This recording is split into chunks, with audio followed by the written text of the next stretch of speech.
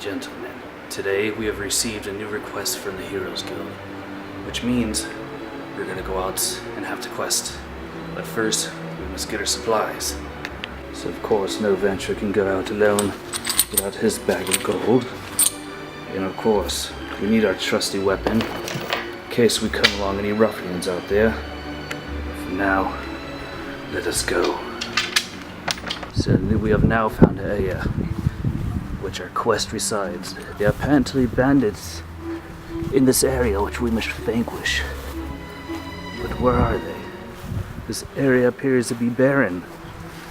Well, hello there, hero. We've been waiting for you.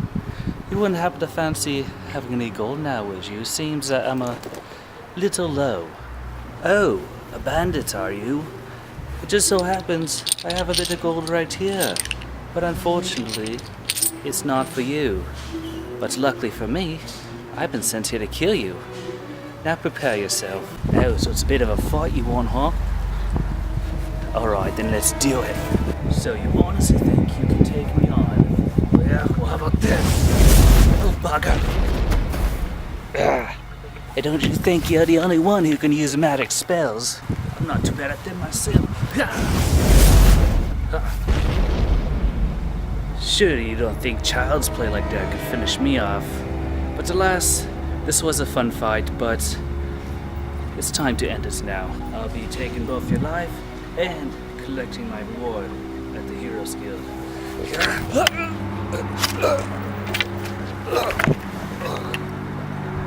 Well, that's that. Now it's time to head over to the Heroes Guild and collect our reward, and also have ourselves a nice point. Hello everybody, what is up, Proptos here, and today we're here to talk about Fable. Probably one of my favorite games that was on the original Xbox, and of course here we have Fable Anniversary. And this is probably one of my all-time favorite RPGs that I have. Pretty much always hits the top of my list and everything. But mainly because you can do almost whatever you want. You can sit there and be good, be evil, and I love the fact that your choices legitimately make a difference. Whether you decide to be a dick and kill everybody, well guess what, you're gonna be an evil ass guy with flies and horns coming out of your hair, which look fucking badass. If you wanna be a freaking Mr. Goody Two Shoes and be the hero of justice, well guess what, your ass is getting a halo with butterflies around it, and that looks majestic as fuck. Now, one of the things that are amazing to me about this game is the fact that this is one of the very rare RPGs where you're going along with your character as he's just a little boy, watches his parents die, and then he slowly grows up, teenager, then adult, then you get to go all the way to where he's an old man, but he's strong as fuck. And the amount of spells they give you in this game is absolutely ridiculous. Like, I have at least like 4 wheels of different spells that, shit, I have to sit there and decide what I'm gonna level up first and what's gonna go last. But just the array of spells that you can do, the different things you can do with the spells, was probably one of the most amazing things about this game. Now you may be thinking, most of you are probably pretty familiar with this game by now, but those of you who aren't, you're probably thinking, man, this must be like a perfect game, this must be the best. You know, it was a freaking majorly awesome game, probably one of my favorites. Sad to see the series really isn't going anywhere anymore, but the fact that the game did have its freaking weird ass glitches and everything, and then some of just the facial stuff and then what they would do during cutscenes was kind of wonky, it was kind of off the wall, but to be honest, it didn't really matter. It kind of what gave the game a little bit of its charm. But all in all, this game was amazing on how they did their good, bad, or neutral aspect of the game. The fact that if you wanted to be full-on evil, you could sit there and be kicking children, kicking chickens, eating crunchy chicks, and some missions you actually legitimately had to have your evil alignment pretty far up, or you had to do acts of evil in front of a door in order to get in there against certain weapons. And of course other ones you had to go, you know, save people, do heroic stuff in order to get your good alignment. And the best part is, this game, if you're trying to aim for a specific alignment on there, you can kind of keep track of how far you are, how good you're doing. And the best part is, you start seeing like physical like differences in your character. Like you'll start seeing, like in your evil character, start seeing flies going around, horns coming out, your eyes getting darker. As for a good character, you'll start getting more like these blue tribal marks on you. You're start getting a halo later on in the game, and that was just amazing because there's times when you would find yourself accidentally, oh no, shit, I just accidentally hit a person with my spell.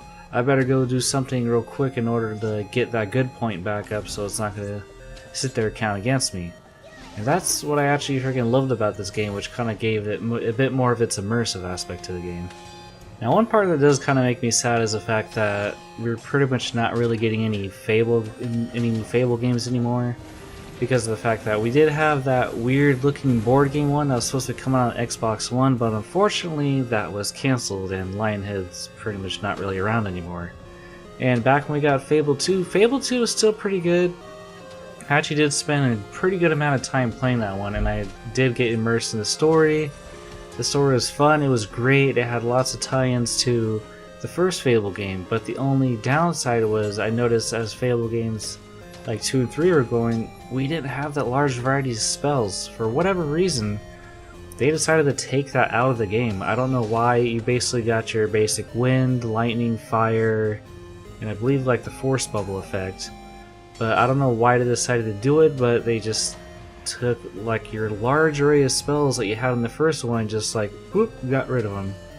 Though to say that doesn't make the second one a freaking horrible game. The second one was actually really great. You got to do jobs in there, and then towards the end it actually had tie-ins with your sister and really kind of got you, oh man, I can't wait to play the next game.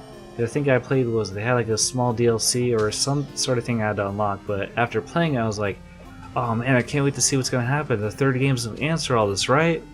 Unfortunately, the third game really did not mention any of this at all. For whatever reason, in the third game, this kind of said like, we'll kind of, sort of have someone hints, but other than that, they're just going to kind of throw half the story they had from 1 and 2 out the dang window. And yeah, the third one, it was okay, but I don't know, just like towards the end, it didn't really matter whether you're good or evil. I mean, all it's going to come down to is, hey, do you have enough money to save the people? Because if you don't, well, guess what? A shit ton of them are freaking dying. So really, see, me always playing a good character in the game, in order for me to sit there and get a pretty decent good ranking, I would have gotten a full one, but I just got tired of it at that point, because you literally had to farm and farm and farm freaking jobs to do so much gold. I literally sat there for at least an hour or so each morning doing that. And after a while I was like, you know what, fuck it, this is close enough, so the rest of the people are gonna die, sorry guys. But yeah, so unfortunately it was kind of bad to see that we didn't really get any continuation, because the second one like led you off, they were like, oh, I can't wait, this is gonna be amazing, and then third one kind of let you down with that. And the fact that we're pretty much guaranteed no new Fable main story, so there's never going to be a Fable 4, which really disappoints me, because that would be amazing to see if they kind of like brought back half the spells that you had in the first one, and then actually, you know, use some of the newer mechanics to make a whole nother good game. That'd be cool, but just unfortunately, the studio's just not there anymore.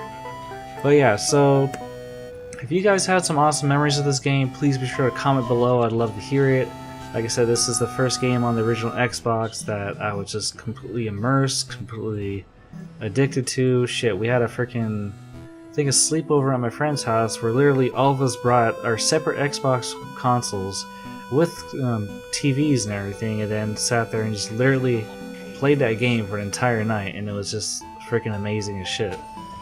But anyways, that's about all I have for today. I hope you guys did enjoy. If you are new to the channel, be sure to hit that like button. Be sure to subscribe. And also, those of you who are either new or have been here for a while, make sure to go down in the description and follow me on Twitter, because that's where there's going to be all the latest announcements on what videos coming up, how we're doing on a video. I'll even post a picture showing like, hey look, we're at this point in the editing, we're getting ready to render. And yeah, then I also just post funny ass shit. So yeah, anyways, as always, I thank you guys for watching, and I will catch you guys later.